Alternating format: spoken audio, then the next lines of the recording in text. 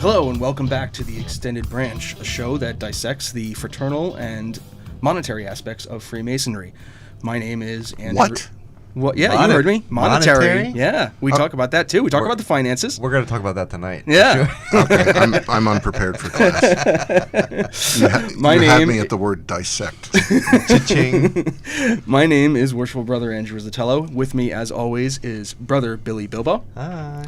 Brother Kevin Solomon. Kevin Solomon. I am screwed tonight. I've been promoted. You have been. How about that? Kevin Cotter, Society of King Solomon. That's the best. Okay. And I'm going to leave it up to Kevin to introduce our special guests since they have much more of a relationship. Yes. So I'm very happy that this gentleman could join us.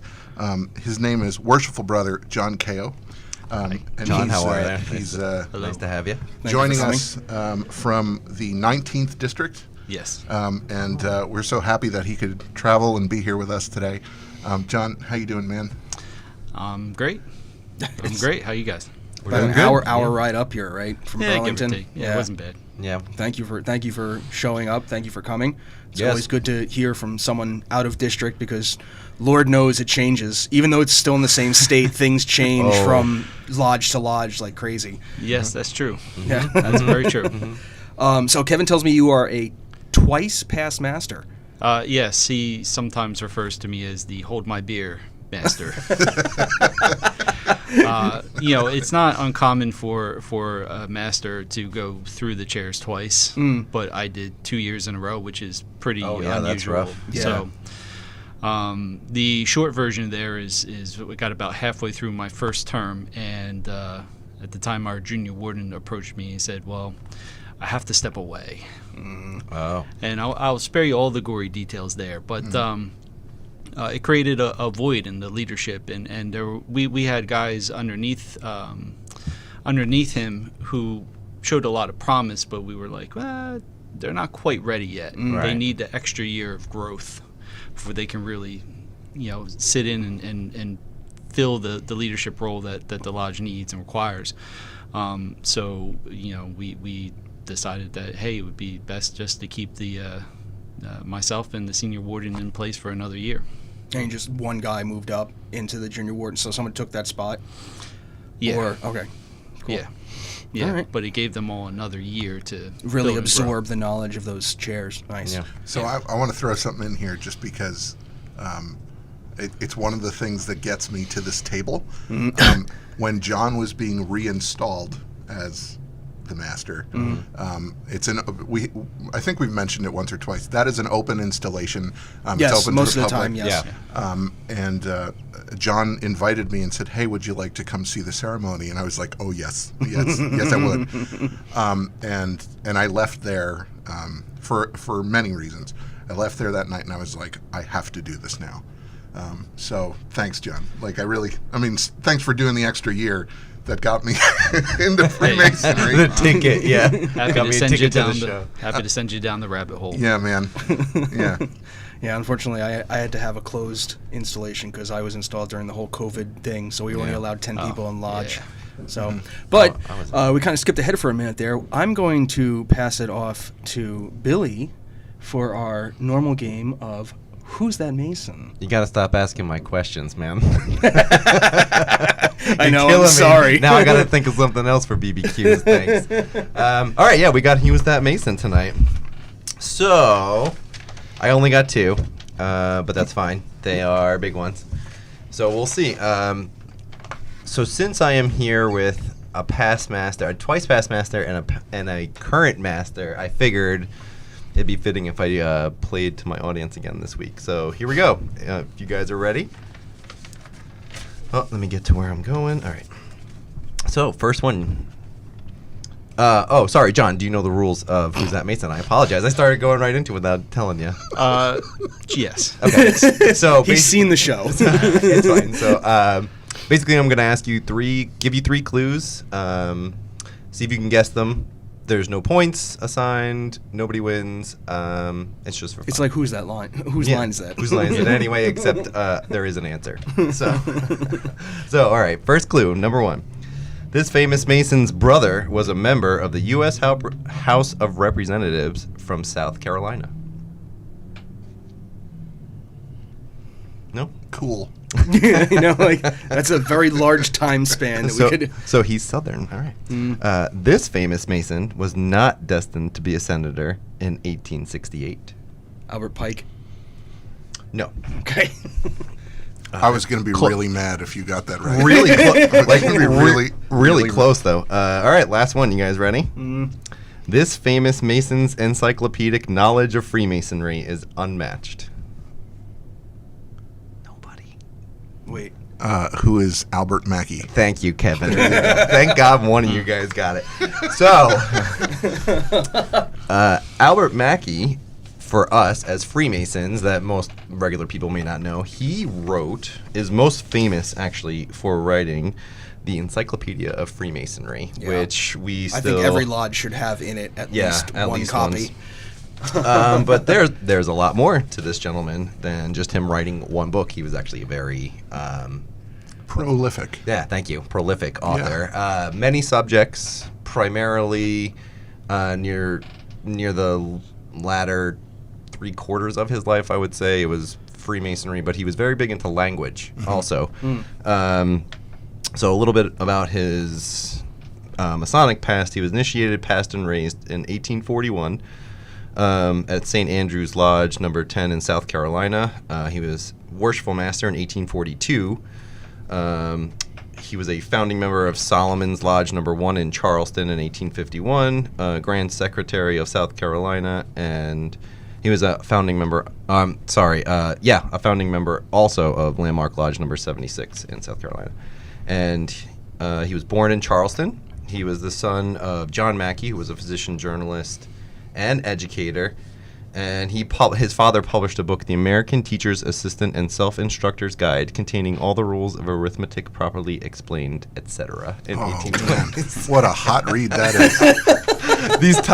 I love titles, and what a these guys have that is. So for some of his pretty famous Mason books, Lexicon of Freemasonry, Principles of Masonic Law, The Mystic Tie. As our engineer has brought up on the television. Yep, thank you, Ming. Symbolism of Freemasonry, The History of Freemasonry, Manual of the Law. There's 2 with really long chapters. Really long titles. I'm only going to give you one. So the last one I'll give you for him, really great. It's such a great title. A Manual of the Lodge, or Monitorial Instructions in the Degrees of Entered Apprentice, Fellow Craft, and Master Mason, arranged in accordance with the American system of lectures, to which are added the ceremonies of the Order of Past Master relating to installations, dedications, consecrations, laying of cornerstones, etc. That's the opening line of a paragraph. That's not a title of a book. It's the title. Published in 1870. Daddy, watch me twirl. What? And there's another one that's just as long, but I can't. Stop. We gotta keep going. We got. That's insane. Time's ticking. All right, number 2. Here we go. So, this famous Mason was born in Imperial Russia. Okay. This famous Mason was drafted into the army in World War I. A Russian Mason that was drafted into the army for Russia, I'm assuming. I didn't say he was a Russian Mason. Okay, third. Last one. This famous Mason loved America so much, he asked God to bless it. Who wrote the song? If Christian was here, he would have got it. I'm going to abstain. Do you know, John? Okay. Do you want the giveaway clue again? Yeah. No. Okay. No. Go ahead. Irving Berlin, Yeah, that makes sense. the composer of God Bless America. Yes, I have a problem with that song. Oh, really? Oh, That's Yeah. I knew there'd be something. I'm that's not why going into it No, here. no. Please do. I really don't want to. Okay. So, It bothers me that we're singing that instead of "Take Me Out to the Ball Game." I'll just stop there. I could keep going. We could change the episode title right now. that wasn't his only one, though. Thank God. So he was 1888 to 1989. Nice long life. Keep it short, Billy. 101. He wrote. I'm sorry, Brother Berlin. I'm sorry. I should probably feel a little bit worse about this, but I don't. Fair enough. So he wrote his first big hit was Alexander's Ragtime Band in 1911. He was one of 8 children. They lived in. I'm sorry, I lost the. Well, he was New York. I'm sorry. They lived in New York. They were born in Russia. They traveled to New York. They came over. In World War I, he was drafted into the army, but they wanted him just to write patriotic songs for the troops to bring their spirits up, kind of like a USO thing. So he was a soldier, but he was more on the entertainment side. I didn't realize that. Okay. Yeah. What year did he pass away? 1989. Oh, wow. Yeah. Oh, and when he died, so there's a whole bunch of stuff. He was very, very, very prolific songwriter. One of the funny things that I found out about him, because he was such a great songwriter, never taught to play the piano, completely self-taught. He was so bad at the piano that when he first started composing, he could only compose in the key of F sharp, because that's all he knew. That's all he knew how to do, because no one ever taught him anything different. F sharp? Yeah, F sharp. Yep. That's a wild key, man. And that's all. But I mean, that's what he did. But it's the dark side of the moon, man. But what he did was, when he was a little kid, he would go to the Bowery and he would sing for money, like one of the urchin kids. Yeah, kind of. Yeah, like one of the original buskers. Okay, and I just. For the music people, we're all going to leave this episode and just kind of scratch our heads and just go, how many years did he spend in F sharp? A few. Yeah, it wasn't, let's see, Alexander's Ragtime Band was 1911, and he didn't actually, he was 18 in 1906, so he just kept. Sorry. Yeah, I know, sorry, Kevin is, he's trying to think. I'm remembering piano class, and I'm like, why? So he wrote God Bless America, and it was what was it? It was given to Kate Smith in 1938, so she could sing it as an anniversary of Armistice Day. Armistice Day. Armistice Day. Yeah, yes, November 11th. It's just difficult for me to say. All right. Solid. Yeah. And Ronald Reagan had, and this is the last thing I'll say, Ronald Reagan had this to say about him, Ronald Reagan was a co-star in one of Irving Berlin's musicals, This Is the Army of Berlin. He said, Nancy and I are deeply saddened by the death of a wonderfully talented man whose musical genius delighted and stirred millions and will live on forever. And when he died, the day after he died, all of the theaters in Broadway dimmed their lights before their first performance in honor of him. He was also the owner of the Music Box Theater, which is still there today, and it was actually a theater that was designed specifically for composers and music people. So it was designed around the music more so than... That's cool. Like the acoustics and everything in the room. Yeah, he made sure that it was right in his wheelhouse. He's like, if I'm going to own it, it's going to be for me. That's awesome. So last episode, I said I had a lot of experience eating my words and putting my foot in my mouth. Okay. It'll be a longer drive home tonight. Thanks, Billy. You're welcome. See, you never know. Oh, my God. You never know. But yeah, that thing with the F sharp, that really blew me away. I'm like, how did he not know how to play music? I'm gonna spend the rest of the summer trying to wrap my head around that. That is well, weird. you know what you got to do now. Well, now you got an F sharp. You got F sharp. Why wouldn't you just go down a half step and make? But he didn't know that. He didn't know to do that. He had no idea. Oh yeah, but all right, fine. Whatever. Stop. This isn't a music show. This is a Masonic show.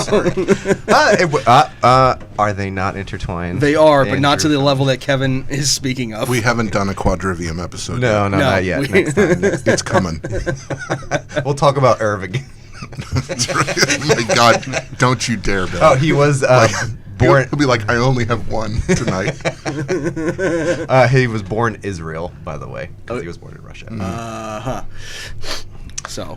And that's it. That is our Masons tonight. Masons tonight. You want to just move right along? Who's that Mason? Since we stole some of your questions already. All right. So, I heard that you were master 2 times. Okay. We heard that one, right? So actually, there was a follow-up to that, too. My question is, What made you decide, you personally, what made you decide to do it the first time? And then what was it about going through the second time that you were just like, I'm good. I don't want to do it a second time. Like, you absolutely had the right to do that. I'm not saying that you did the right thing or the wrong thing doing it twice. I just want to know what it was the first time that you were like, I'm ready to do this, and the second time you were like, I can do this again, no problem. Okay. So there's a couple different parts there, right? So the first part, why did I want to do it the first time? Mm-hmm. Was really, when I became a Mason, I was really fascinated with the ritual. Yeah. All the esoteric type of stuff and what have you. And I wanted to get into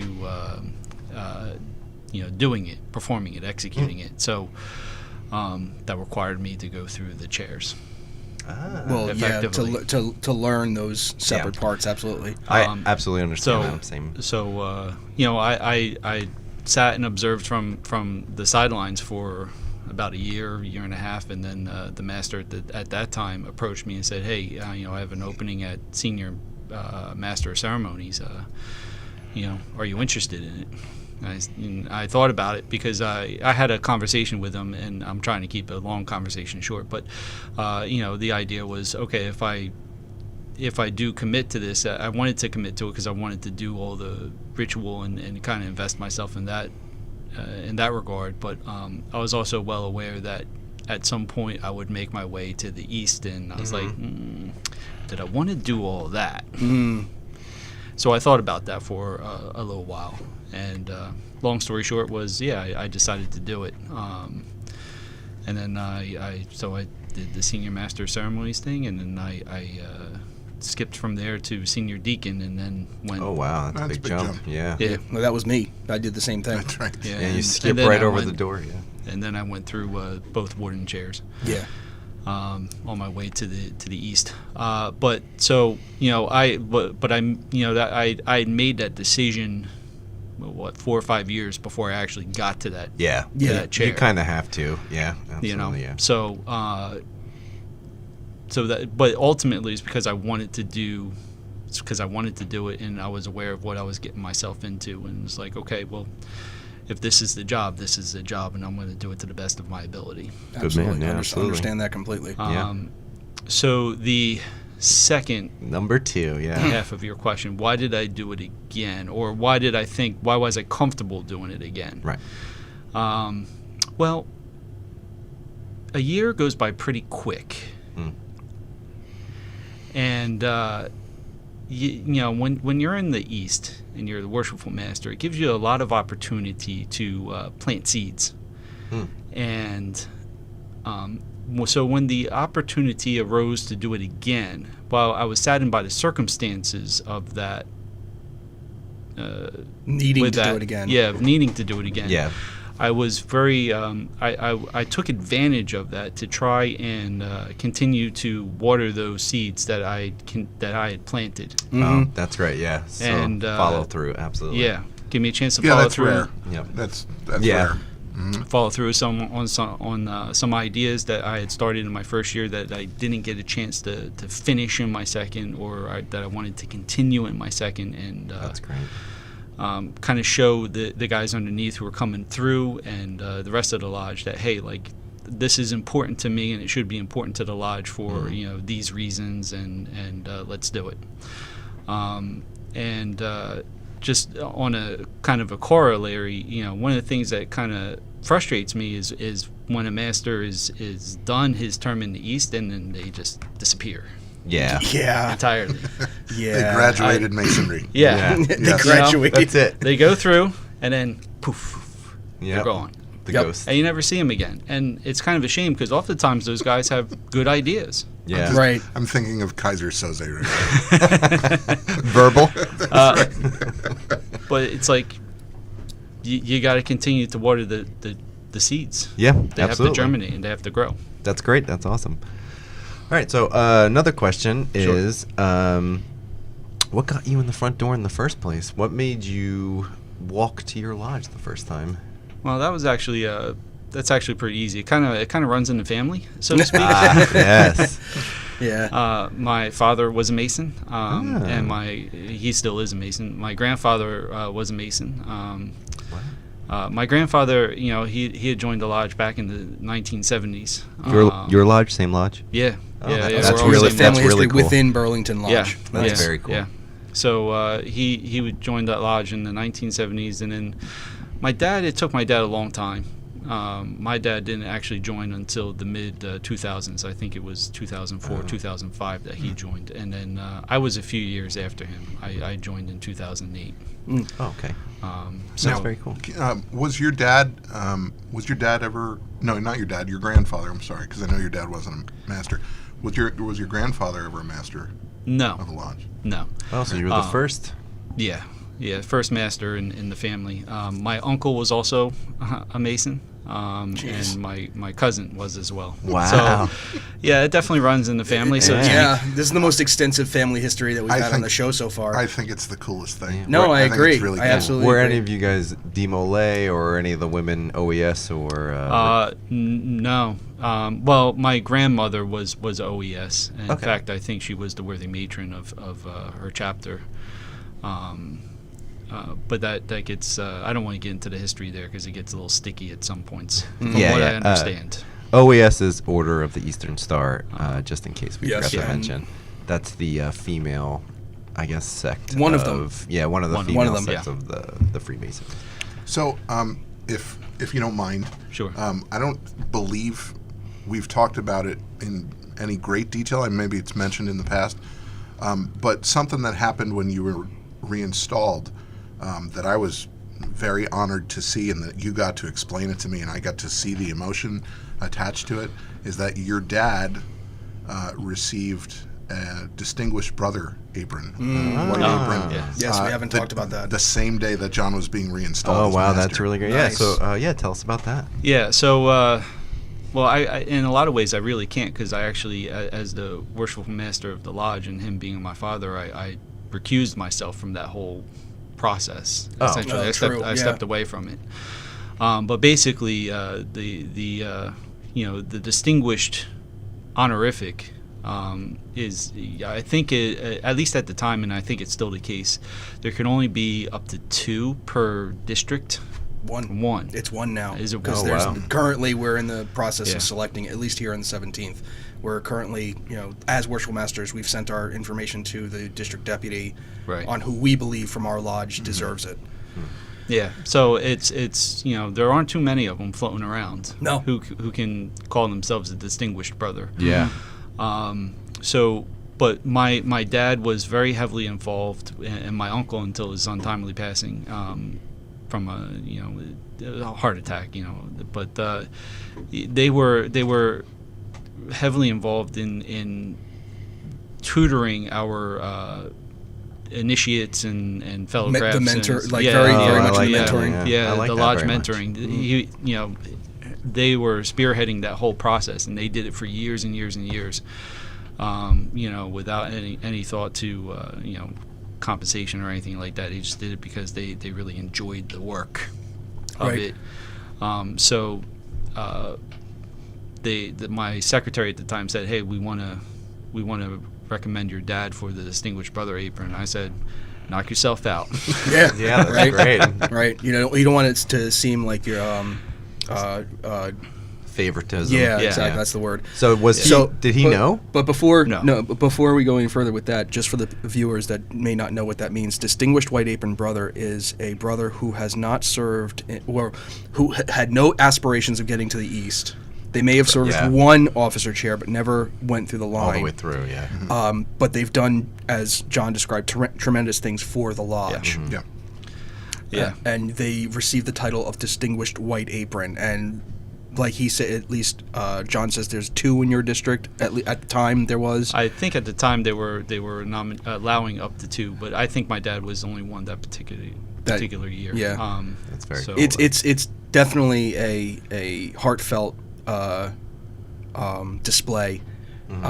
Because, and this is one of the things that's shown during an open installation is that the district deputy typically will show off the different colors of the aprons to the people that aren't Masons. That's what happened. I've witnessed it too. I saw it for Madawan Lodge, and he'll get 4 or 5 brothers up there, and he'll explain like this color means the purple means this, a wider purple border means this, and so on. And then normally the last person who's wearing a white apron, they surprise with the fact of, well, we have this special apron, and ta-da! Here's your distinguished white apron. That has the Grand Lodge symbol right in the center. Is that what it is? Yeah, the seal of the Grand Lodge. The seal of the Grand Lodge in the center of the apron, as opposed to just a straight white apron. Oh, that's cool. And again, this is jurisdictional. This is just New Jersey, how we do it. Not sure if there's other states that have something similar or... Yeah, I do know, because we actually had a member of our lodge who, very unique situation, but he was originally from New York, Long Island, and he was a distinguished brother in New York, and then he was a distinguished brother from Jersey? New Jersey Oh, in wow. our lodge, too. Nice. Huh? Yeah, so... Oh, wow. Yeah, That's right. That's a he lot puts of work in. distinguishment. Right. Yeah. All you Yeah. grand chaplains who, yeah, To shame for you. know. yeah, man. double distinguished. Doubly distinguished. That would be there. like, Yeah. you can sit here, sir. His name is Sir. Yeah, exactly. At that point, it's not even worth. It's just sir. Distinguished Sir. Yeah, he was a great man. Yeah, That's He was great. nice. Yeah. Well, it's really cool, and I've said it to you before, and I've said it to your dad. I was so happy I could be there and see that, and That's so cool, yeah. it was really, I mean, it's just so neat. His dad was the first Tyler that I ever encountered. Oh. And Ah. I think, to the best of my memory, it was a big Scottish claymore. Oh yes, yes. Usually for the. And big, I was like, "Hi, Mr. KO," like, because I would, we went to college together, so I remember seeing his dad. I'd see him, but like, in a tuxedo with a big sword. I was like, "Oh, he goes, please come in." You sure? You sure? Yep, we do use a Scottish claymore for the big events, the public events. Ah, yes, the show-off events. Yes. It's a toothpick. absolutely. That's on a knife. This is a knife. Yeah, right. For our current Tyler, it is like a toothpick in his hands. He's huge. Yeah. He's a Wow. big dude. Yeah. Yeah. Nice. Wow. Yeah. That was one of the fun things that I do. Like, one of my plans for my year currently is to give the Tyler a different implement every time. So I've given him the claymore. I've given him because our Tyler is also a Knight of the Temple. I've given him one of the Templar swords. Give him a halberd. I gave him a halberd. I was one of those kids in high school that collected blades, so I got all this stuff in my closet. You still collect blades. You walk into the lodge like, "Brother Tyler," and then Clunk. and I'm sitting behind the organ, and I'm like, Jesus, We It's gotta bigger than the Tyler was. oh my God. we gotta get Pete to wear his chainmail one time when he comes. So let's take a break for a second, Oh yeah, let's go. because I do want to get into one other part of your very distinguished Masonic resume in a minute. But I want to throw out another Masonic before and after for you guys. Yeah, I do. Love these. I do hope that there's an answer to this. I don't know if there will be, but I'll find it. I was kind of happy this one came about. So here it goes. I'll read it a few times, and Yeah, 'cause we're gonna need see it. what happens. Yeah, like 5 or 10 times. Okay. This appendant body's degrees, though virtually convenient, were offensive enough to cause a riot, as those in attendance were forced to watch a participant dance themselves to death. It's something for the Scottish Rite. Is it Scottish Rite Aid? It's not Rite Aid, Billy. Oh, thank God. Not a lot of dancing in Rite Aid. No. I'll do it again. This appendant body's degrees, though virtually convenient, were offensive enough to cause a riot, as those in attendance were forced to watch a participant dance themselves to death.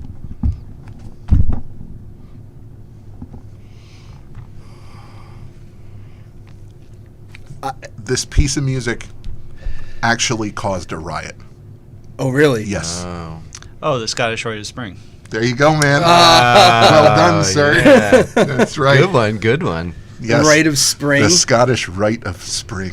Yeah, man. Good for you. Yeah. Do I know So, that song? yeah, what is the Rite of Spring? Okay, what so is the that Rite of song? Spring was written by Stravinsky, Yeah. Okay. who wrote the Firebird and Petrushka, like really fantastic, a wonderful composer, who then sort of retired from composing, but then started a second career for himself, going around and conducting his music. So that, number one, that his music continued to be programmed, and number two, that it was done correctly. Yeah, correct. I love that. Okay, so the Not Rite a of Spring was written during a time where there was this community in Russia that wanted to do this sort of experimental ballet, this new choreography and all this stuff, and they took these Russian, folk tales, really visceral, very pagan, and stuff that was deeply ingrained in the very quiet parts of the country still.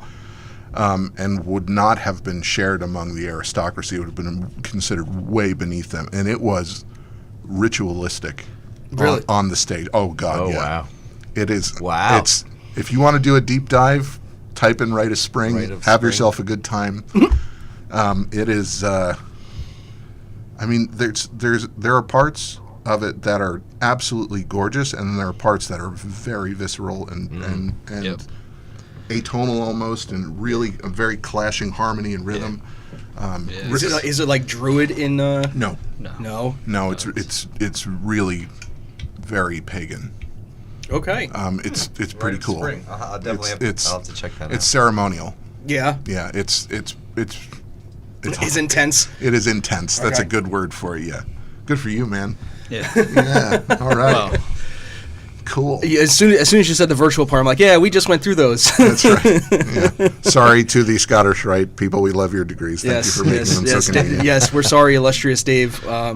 Yeah, thank It you was for either making them. either York Rite or Scottish Rite, and this time it went your way, and Yeah. maybe next time it goes the other way. Yeah. We love you, Dave. Don't worry. So cool, yeah. So the other thing I wanted to talk about that happens to be a part of your resume and happens to be a very popular thing in our jurisdiction, and I'm sure in many jurisdictions, is I don't want to call it the colloquial name. Is there a real name for the jewel? the Distinguished Lecturer's Pin. Okay, so, That's the real name? Because I never knew that. okay. Because I didn't know until I got it. most people call it the know-it-all jewel. Well, So- but it is the most positive, in the most positive term, because Yes. it's 6 pieces that you have to do, right? Yes. Okay, so Wow. these are lectures that are given during our degrees that most people wouldn't encounter. It's usually done in closed lodge, and they are considerable of Yes. considerable length. Literally You know, 20 minutes I mean, to practice. What's one of the longer ones? I mean, Say the I could EA, guess, right? but I don't want to be The Entered wrong. Apprentice is probably the longest, and also probably the most complicated to deliver properly. Yeah. Yeah, and according, in order to get the bar, because you have to rehearse it, but in order to get the bar, you have to, you can't have more than 2 mistakes. At least when I was doing it, you were restricted. I think you had to have fewer than 2 mistakes that they caught, and they couldn't prompt you more than once. Oh, they even all right. So currently, because we have a brother who's studying the middle chamber lecture. Yeah. And he did fantastic. In fact, really we did, just had yeah. a degree Yeah. last week as of this recording, and he did the middle chamber lecture, and he's studying for that. Yeah. And the rule so far is 2 sentences or 2 missed longer parts, and Sure. I think 5 words, Sure. I honestly, and the hand movements, because some of them need specific movements to describe. well, in some of them too, there's interactions. Yes. And I remember one I had to do, and I actually had to prompt the guy who was checking me. Yeah. I won't go into any details That's there. great. So I was like, yeah, I'm should pretty get sure I bonus- got that bar. You should get bonus points for that. Yeah, right. That one gets shined more. So the other thing that you mentioned when we were talking about this before we started was your number of that pin is number 72. I think so. It's 70. Yeah, they do keep a record of how many have gotten the Distinguished Lecturer's That's Pin. great. That's the official that's number. very cool. And Yeah. Because when you get It's a big deal. Yeah, when you get a bar, you're presented with a bar, and you get an index card that just says, hey, You did it. brother, Yeah. Brother Cajio from Burlington Lodge, Now, entered apprentice lecture, boom, boom, boom. And then you get the last one, and there's a number on there and they circle it. So Number, I think mine was 71 or 72. Nice. We've talked about lodges of instruction in the past. Now, in order to receive a bar, do you have to deliver this at a Grand Lodge of Instruction? Is that That's correct? the expectation, but I Okay. will share with you that I actually got my Master Mason lecture by delivering it bar at one of our actual when we were doing an actual Master Mason degree. Okay. And I was doing the lecture that night, and the grand instructor at the time was Francis Mitchell. I don't know if any of you are Not familiar, but but he's from my neck of the woods, and he was in the house that night. so yeah, Love it it. just Yeah. kind of superseded everything. Oh, and he's was like, like- here, take this. Yeah. Pretty much. This is he yours. got on the bat phone and said, I'm going to do this thing? Basically. There's a guy here. But yeah, if there's someone, the grand instructor or someone, I guess, certainly the grand instructor, I can say that definitively because he was the one who was in the house when I did it. You can get it at other times, and you can also go to a deputy school. Yes. And Oh, do it yeah. there if you want to go that way. Yeah, that's the way that I heard. Yeah, me At least too. that's what's happened with Malik, is that he's going to train with our district ritual instructor or whomever in our district. Right now it's brother Bob DePetro. He's another one that has the entire set. Yeah. And then he gets to do it in front of our district ritual instructor, and then they present it to someone on the grand Correct. line of instructors. Yep. Right. Yeah. That's how it works. Yeah. So Yep. did you have anything in your background that Helped. that drew you to this level of presentation, or was it just It's theater, isn't this it? is the expectation of the position, and I just happened to find that I had a proclivity towards it? You had $10. A little bit from column A, a little bit from column B. I have a pretty naturally good memory for when I have to memorize something. I don't find that super challenging for me. So for me to memorize extended, I know. Believe me, I know. It still takes a while, Right, but like you can get know. paragraphs faster than most. perhaps. Right. Yeah. But it still takes a while, and it's still a big commitment, no matter who you are and what and what you're trying to do. But I wanted to do it because I wanted to kind of learn more about the ritual. Like I said, going back to the beginning of my journey here, I wanted to get into the ritual, and I like to learn by doing. Mm-hmm. So I learned. So I wanted to learn the lectures, and I wanted to deliver them. And I also one of the things that kind of, while I respect anyone who does a lecture, I also find it a little frustrating when I go and hear someone deliver a lecture and it's just Bland. yes. Yeah. And it's just, It's And the same tone the this whole way happens. through. It doesn't Yes. go over this very well. happens, and then There was this some weight- happens, and some then weight this behind that, happens, yes. and then And the this seas happens, parted, and and then Moses this came- no. happens, and Oh, then yeah. this happens, and then more things happens, and blah blah blah. Yeah, you definitely have to add some flavor to it. Welcome to Freemasonry. Yeah. Yes, and like I said, I totally respect anyone who makes the commitment to learning it and memorizing it. But I think that if you want to have it really stick with, an initiate or someone that you're initiating, passing, or raising, that you got to have a little. It doesn't have to be like a real flair for the dramatic, but you got to make it your own. Mm-hmm. Oh yeah. And you have to, you gotta you gotta study it some. That's what I think. Like some lodges have a physical winding stairway, which is very instrumental in the fellowcraft degree. And for what we call the middle chamber, I think that adds to the theatrics you were describing, and it definitely cements the lesson that's imparted.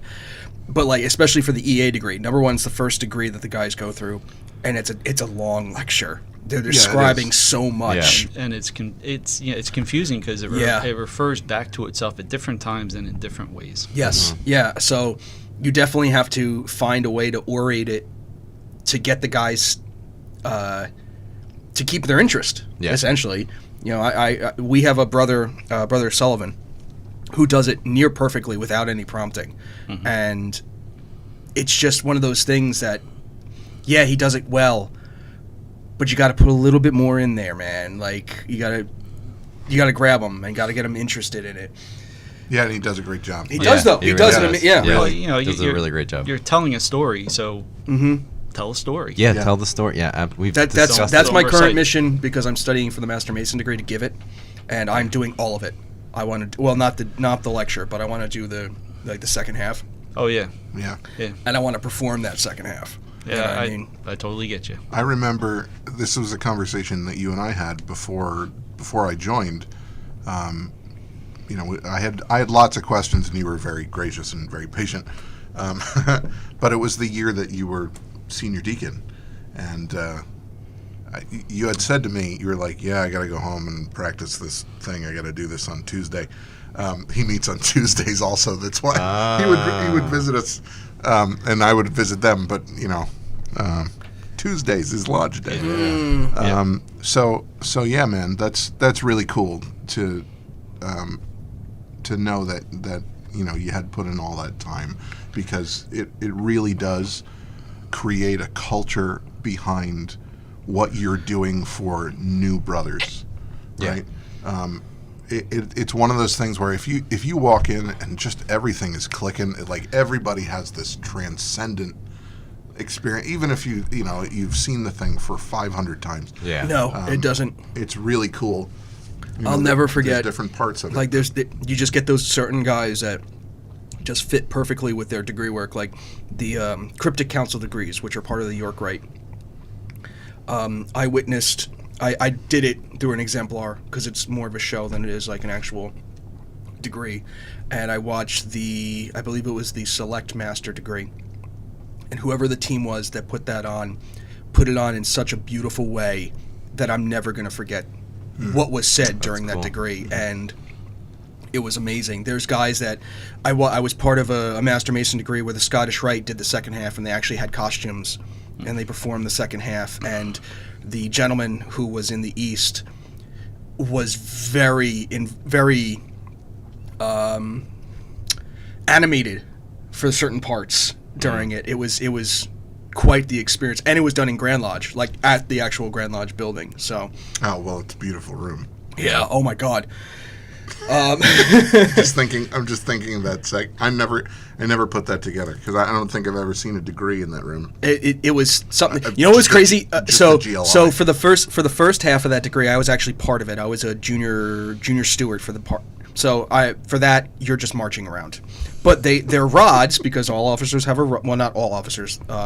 Majority of the officers have a rod, distinct, showing their position. Their rods are metal. And they're heavy. They're really heavy. And so, like, when you're doing when you're marching around as any of the parts, it's starting to weigh down on you. Like it's like a good 5 pounds. We're like, oh yeah, I could do this, that. But then when you're doing, you're doing this for 5-10 minutes, you're holding it. Yeah. Junior steward is the lowest guy who gets a rod. Yeah. Don't say that. Having been a professional junior steward myself. Whatever. And then I was like, I'm going to tag out and be the organizer. I'm good. There's a music thing, right? I'll do that. Yeah. So it's for those, at least here in New Jersey, the 6 pieces that you have to learn are the Master Mason lecture, the Middle Chamber lecture, which is for the Fellowcraft, the Entered Apprentice lecture, the interrogatory. It's the ICR bar. Interrogatory charge and reception addresses as one. And that's for all the interrogatory is only for the Entered Apprentice, but the charges and receptions for all the degrees. All the degrees in one shot. Wow. Funeral, and the installation. Yeah. Wow. Christ almighty. No thanks. That's awesome. That dude, seriously. That's a lot of work. The fact that your number's 72, and I guarantee you they haven't reached 100 yet. I bet you, even in the years past. That is an incredible undertaking, and you have my congratulations. I appreciate that. Seriously.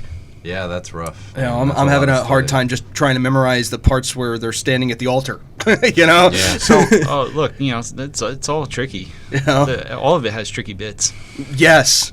So the other thing I wanted to throw your way, just as not as a curveball, but we had a really great discussion in our last episode about the word brother. Yeah. I don't know if you saw that or not, but like I haven't yet. I think there's a lot of in addition to the we've said many times, we love to hear what got people in the door and all that stuff, but like just if you had a second to kind of riff on the term, did it evolve? Like John and I were in a fraternity together in college. Did it evolve, or did that term change in any way? Evolve. Or I guess so. Well, actually, here's another point. The term brother for him is also different because he's also calling his father, his grandfather, and his uncle brother, as opposed to dad, granddad, whatever. Right. So, like. Yeah, so so it's a little strange for me in that regard. I like, it was definitely strange when I was sitting in the East and my dad was a Tyler, and we would have to go through that whole interaction. Right. Hey, Dad. Yeah, no. I'm like, yeah, Brother Cajio. Like, Worshipful Master. I'm like, that just sounds weird. Weird, But we're all brothers, and the word brother just once you cross that line and you become a Mason or you become a fraternity brother going back to college, it certainly transcends bloodlines, and it transcends families, and it transcends friendships, and it becomes something much greater and indefinable, which is one of the reasons why I'm kind of struggling to come up with a coherent answer. Right. Yeah. And then to be a little facetious, I'm also I'm kind of laughing on the inside because another friend of mine, we were texting back and forth, and we were taking the word bro and inserting it into people's names, like Abraham Lincoln, yes, and Wolfgang Amadeus Mozart, and things like that. That's great. So my mind is still kind of stuck there. No, I agree there, and like you said, it's kind of, I would have an interesting time because I actually invited my father to join, but he didn't want to. But it would be weird for me to see any of my family members, especially now that I'm in the East, and look at them and be like, "Hey, brother, wait." Especially those that you've kind of looked up to. Yes, yeah, exactly. Like your father. Or an uncle or someone else, a figure of authority that you had in your life. Exactly. At some point. Yeah. It's a little awkward, but then you get over it. Oh, yeah, still. So, Andrew, the same question to you. Yeah, you weren't here. Because you weren't here either. Yeah, so, I lost 10 pounds last week. I'll focus it at the same thing we were just talking about. Sitting in the East, right, has the term evolved? Because you and I were raised together. Yes, sir. So like, that's a perspective that I've seen. I've seen brothers, aspire to, and they're given, their year in the East, and there's a gained perspective from it. So what does that feel like? Well, I mean, I'm kind of in the same boat that John was in, where I jumped chairs. I went from senior master of ceremonies to junior warden because we had two guys step out in 1 year. And now I had filled in for the other spots, but I never officially became the different things. I kind of missed out. Like, I wanted to do the middle chamber lecture as the senior deacon. I wanted to do those things that you do in those positions. But I understood kind of in the same way you did. It's like, this is a job at some point. Like, I have to lead. I have to show these gentlemen what it is to be, an officer. So there were some things that I definitely missed out on. But the perspective of trying to herd cats, yep, that is very, very true in Masonry, because you have so many personality types, And you can even ask Billy. There's been plenty of times where I've contacted Billy when he had something that irritated him or Right. someone that irritated him, and I calmed him down and said, "Listen, this is how this person is. He is not making Right. an attack on you. This is just how he is. So don't immediately put your guard up." Or coaching Malik and telling him how he's doing an amazing job at the lecture that he's doing, or contacting past masters and apologizing to them for things that I may have decided during my year but I thought was right to continue the logic moving forward. So there's a lot of different views. It's perspective. It absolutely It is. sure is, because I mean I could sit and I could say brother means one thing today, and I could have something transcendent or tragic happen, and it would be totally different. Like it would redefine itself. But I think one of the things that we had brought up in our previous episode was this idea of the oath that we take, playing such a large part in it, and leaving no room for interpretation. Like it's those are the words. And there's another oath that you take when you become Worshipful Master that only the past masters are allowed to see, and that's even further cementing things. Yeah. In leadership roles and interacting with the other brethren and things like that. Yeah. That was interesting. Oh yeah. And I got to study that too, because I got to give that to whomever comes next. Right. Yeah. So yeah, I mean, I'm really happy you got to come do this, man. Yeah. Thanks for coming. No, especially the ride you took. Thank you for coming on the show. It's my pleasure. Yeah. Anything else? Well, I had a question for John. Okay. So, on a non-Mason level, what do you do? So similarly to Kevin, I am a music teacher. I didn't want to assume that just because you guys were both in the same fraternity, but sometimes guys don't do what they went to college for when they come done. But yeah, that's cool. Are you a teacher or? Yeah, I teach music. I teach at 2 different schools in the district I work in, and I teach band basically in grades 4 through 12, and then at the more specifically at the high school level, I teach them electives like music theory and music technology and video production, things like that. Oh, that's cool. That's pretty cool. Wow. Like a little bit of a technology background you have to have now. It's a lot of figuring it out as I go along. Yeah. Oh, well, yeah, because it moves so fast. Yeah. But it's fun. Oh, that's great. That's great. Informing the youth. Another teacher that we had on the show. And again, yes, thank you. I'm a huge fan of teachers, so thank you for doing what you do every day. I appreciate it. Thank you for dealing with the youth of America. Yeah, that. Thanks for letting me be on the podcast, Billy. And I think that about wraps it up. You too, Kevin. Can't say it enough. John, again. Yes. John and I have known each other for, I did the math, it's 21 years. Yeah, it's been a while. John, You poor soul. John, not only, John and I play the same instrument. We went to the same college. We were in the same fraternity. John drove me home many, many times during college. Yes. And John is, like I said, one of the reasons that I got to come to Freemasonry. So I'm saying it here in perpetuity. Thank you very much.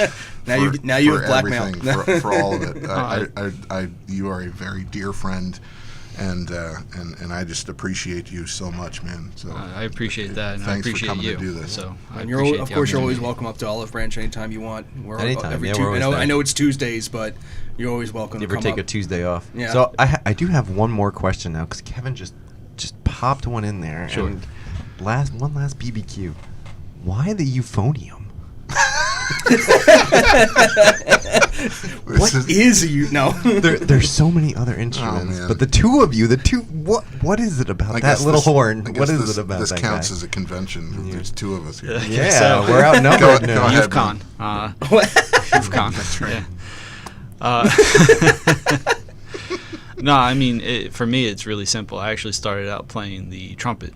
Okay. And I spent a year playing the trumpet. And then at the end of that year, my band director at that time showed me a euphonium, and it was one of the ones where the bell was curved towards the front, so I'd never seen anything like that before, and I thought it was really strange looking. I was like, he's like, do you want to play this? I was like, yeah, that looks weird. Yeah, I can work that out. Yeah, that's very cool. I like that. You're Let's like, see what sounds come out of that's this. weird. I'll do it. That's Yeah, cool, I'm good. man. I'm into it. Yeah.